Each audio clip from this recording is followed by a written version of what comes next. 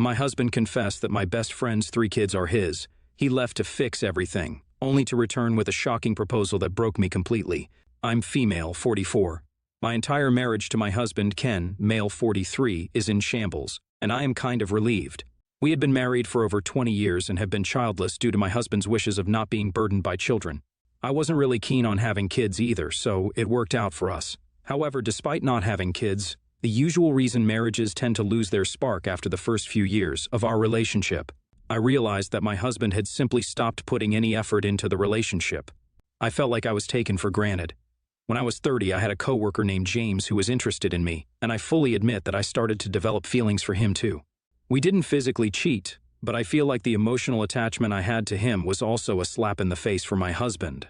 I confessed, and we worked it out through relationship counseling. A part of the way we healed was that I shifted my job, and I ended up taking a hit on my paycheck. It was worth it for me, as it felt necessary to save my marriage.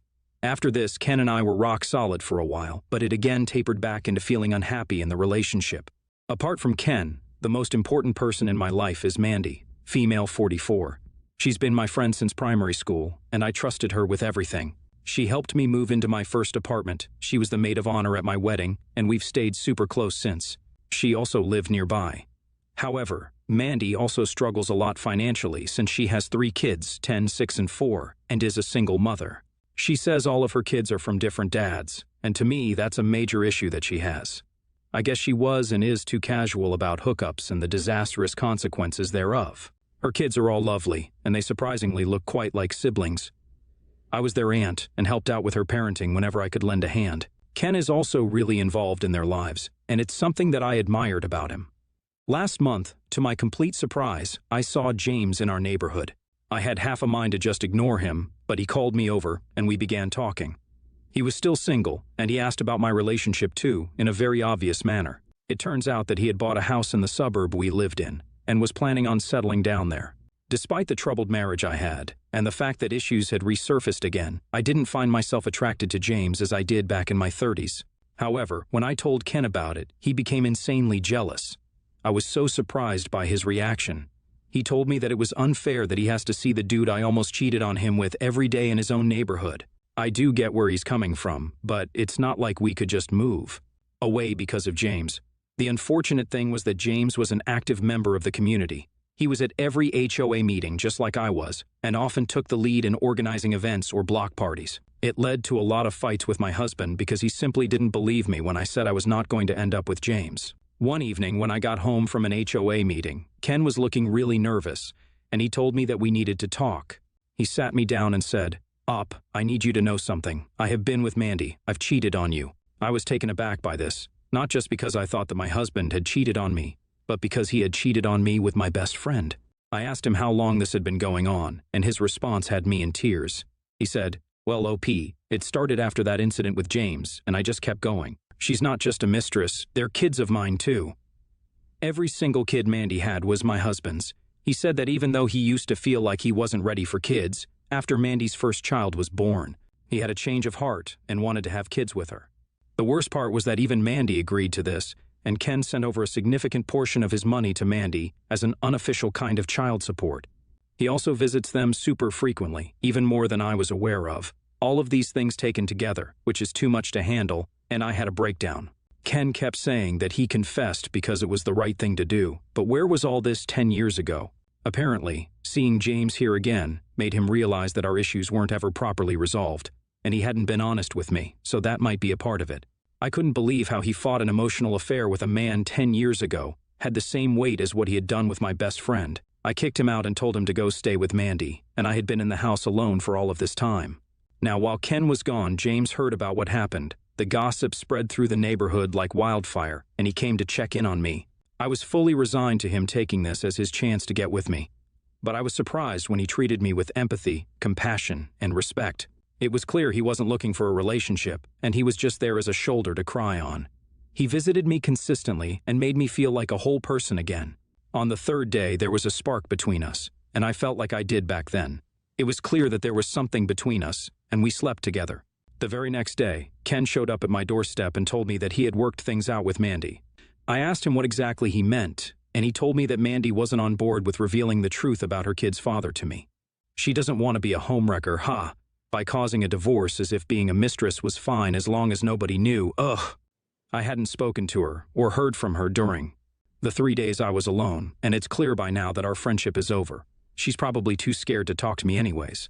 Ken told me that Mandy was willing to fully raise the children herself as long as she got a legal contract giving her child support. In return, Ken and I could continue trying to rebuild our marriage. That was his solution. I literally laughed in his face. James was also there, and when my husband saw him, there was a huge brawl.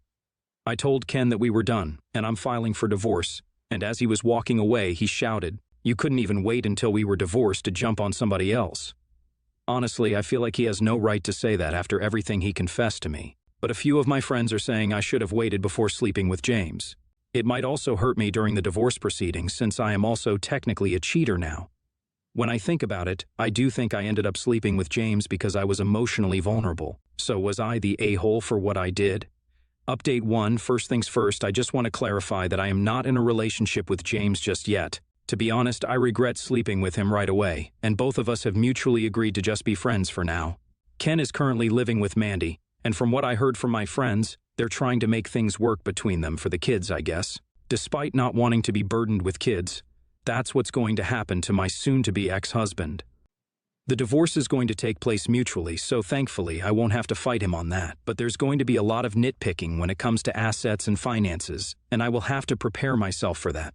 Update 2, Mandy ended up reaching out to me about a week after the divorce was finalized, and I spoke to her despite the anger I felt. She started by saying, "I didn't want to hurt you like this, Ope. Everything that happened between me and Ken just felt different, and that's why I had to be with him. I felt terrible about it, and I hope that everything being out in the open might help. But it really doesn't. Do you think we could still be friends?" I laughed as she finished her last sentence and told her that her feeling bad doesn't fix a single damn thing. The conversation steadily got more and more heated until she spurted out, "You cheated too," as her only justification. I hung up on her and blocked her, and I hope she enjoys Ken. Update 3. I'm finally free of Ken and Mandy.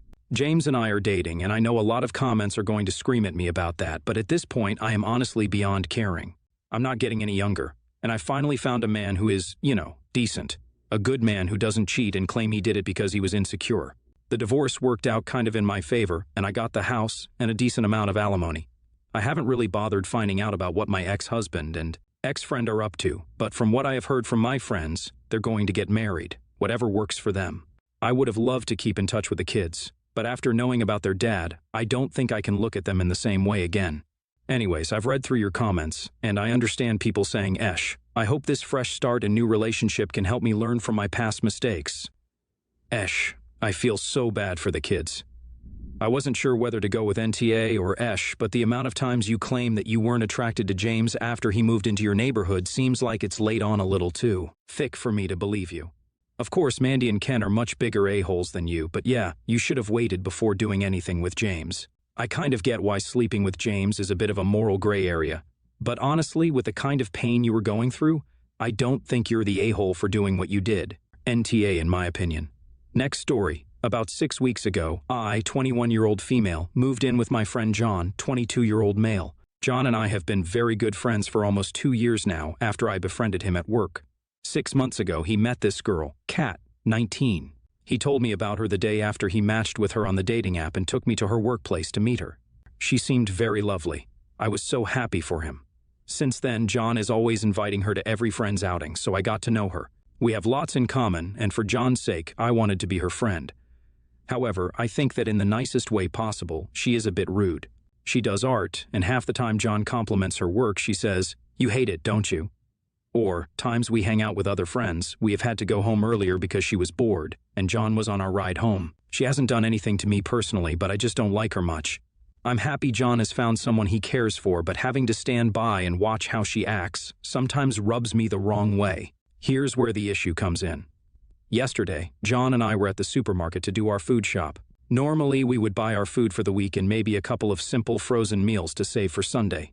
However, Kat has been coming over for dinners a few times a week, and she has a very limited diet. She refuses to eat anything other than fast food or simple frozen meals. She likely has her reasons for eating a specific food, and in case it's due to an eating disorder or something similar, I don't want to make things hard for her or pry into something that isn't my business. The time where it becomes an issue for me is how John has now wanted to buy backup meals for her in case she doesn't like what we are cooking. This would make sense, as before, she has been eating stuff that was part of our weekly meal plan. The problem is, John wants me to financially contribute to these extra meals for her. When I spoke to John about this and said how I am not happy paying half for her meals, our weekly shop cost is just split in half as we both eat everything, he got quite agitated. He called me selfish for not wanting to help her just to save money. I know frozen meals aren't the most expensive thing in the world, but John is in a much better financial situation than I am. And while I can pay my share of the bills and occasionally have outings with friends, I do not want to be dishing out extra money for meals for a girl I have no real connection to, as these small amounts do add up. In my eyes, if Kat doesn't like what we are cooking, she could come over a different day, or John could buy backup meals for her out of his own pocket. I feel like an a-hole, but I don't think I should be paying for an extra person's food. If my boyfriend had a similar situation to Kat, I see it as my responsibility to provide for him and his diet, and I'd never expect John to pay. Am I the a-hole for thinking this way? Do any of you have any advice? NTA, but it is time to take a financial and social step back from John as he navigates his new relationship. He can't expect Op to help finance the fact that his girlfriend eats like a child and needs backup meals. That is their expense alone. And perhaps separate shopping is now in order as you two no longer have the same joint priorities. On the flip side, I also wouldn't continue to rely on John as a writer if you constantly want to stay out with friends later. It honestly sounds like your life paths are just splitting at this time, and it is best to acknowledge that and adjust expectations of each other accordingly before bitterness sets in. I'd also get ahead of any ranting and living concerns sooner rather than later. If she's sticking around, it may be time to start planning an exit strategy. NTA, your roommate is being unreasonable by requesting that you help chip in for paying for his girlfriend's meals. You're not part of their relationship, you're just a friend and roommate of John's, not their other girlfriend. John wanting to buy these backup meals for his girlfriend should be his responsibility, not yours. Simply put, he can call you what he wants, he's still the unreasonable one. Thinking about it, shouldn't Kat be paying rent if they're showing up way too often? Or at least, maybe you should give your landlord a heads up the next time John brings up the idea that you have to pay for Kat's food. Next story, I, a fatty female, am getting married in June. The invites were all sent months ago. I come from a big family, my mom is one of 6. I did not invite her sister, my Aunt Anne, and female in her 50s. She is the only family member we did not invite. My Aunt Anne and I have a very complicated history. We were very close when I was younger. She was the crazy, unpredictable aunt that would let us buy and do anything we wanted. As I got older, I started realizing my parents probably shouldn't have trusted her with us in her care. She will do anything for attention. She's a compulsive liar, and many other things. Character limit. Then, in high school, she kidnapped me in the disguise of a California weekend trip and held me for ransom against my parents. When I gave her a second chance in college, she kicked me out onto the street, leading to me being homeless for over a month in a state where I had no family besides her to turn to for help. For me, that was my last straw. After that, she tried her behavior onto my other cousins. There's 11 of us, keeping the cycle of trying to be the core aunt. Then when she would overstep, people got mad and she got defensive and did something crazy, a few times worse than what she did to me. Since then, one of my uncles allegedly got a restraining order against her. She is not allowed near any of his children. So tonight, she called my mom, trying to really butter her up with a sob story for 30+ minutes before begging for an invite. My mom told her she would have to talk to me directly because it's my wedding.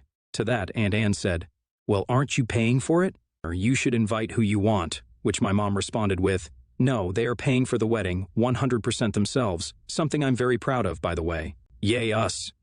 Aunt Anne was flabbergasted, to say the least. She thought my parents paying for it would be her ticket in if she could guilt-trip them enough. When my mom was summarizing this to us, my dad was also in the room. He insisted that saying no to her will not work, that she will try to show up and act like she was invited. I told him that if she decides to arrive, she will promptly be escorted off the property. I don't want her there. My husband 1000% supports my decision. Also, my uncle with the restraining order will be there with his kids, so legally she can't. My dad said, "You should take the higher ground. It will ruin your day if you let her get to you. Just let her do her thing. I should ignore her and enjoy my day." I said having an unwanted guest will ruin my day, not asking someone to leave. He leaned into it, saying that it is in bad taste. I asked him if I should just let any random person that didn't get an invite attend. He said that's different, she's family. We went back and forth for a good 15 minutes about this. When he left, we were still not in agreement. He thinks I'm the a-hole for not letting her stay if she intrudes and not taking the high ground. I can't stop thinking about this, and am now starting to question my boundaries. Am I the a-hole? NTA, this woman legitimately sounds dangerous, and maybe I don't know the details of how restraining orders work. But if the uncle is present, she cannot be without being in violation of the order, right? Sadly, I think you do need to hire a security service for this event. It sounds like it would be very, very problematic if she shows up and it's not going to come down to whether she receives an invitation or not. This is not about ruining or embarrassing her. It's about holding on to the boundaries of your entire family needs against her. NTA, but your dad's point of view is concerning. She kidnapped you. Like, yeah, her coming to the wedding is different than a rando crashing the wedding, as in having the rando crash would be preferable. You'd have a neutral opinion of a rando, but a very negative opinion of your aunt, plus there's a non-zero chance that the rando is actually Bill Murray, so, yeah.